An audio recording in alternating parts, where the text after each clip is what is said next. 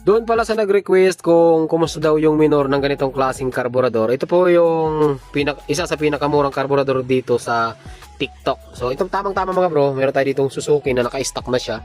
So tinanggal ko lang yung stock na karburador. Ayan, para maipakita sa inyo kung ano yung minor nito.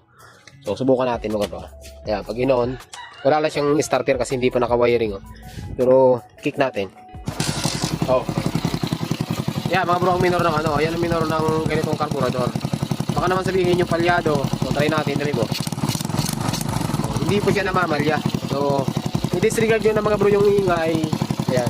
Kasi medyo maingay yung tambucho kasi butas na dito. Tapos yung makina, may tama yung connecting rod nito. Pero kung nakita nyo naman mga bro, napaka-smooth niya lang panda rin. Okay, kick natin. Oh. Diba? Isa pa. Kahit mahina ng sipa lang, naandar siya. Oh. Oh. Diba?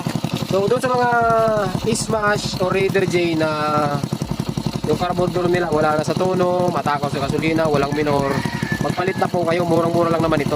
So sa mga gusto mag-order, nandiyan sa Yellow Basket mga bro, i-check out nyo na lang.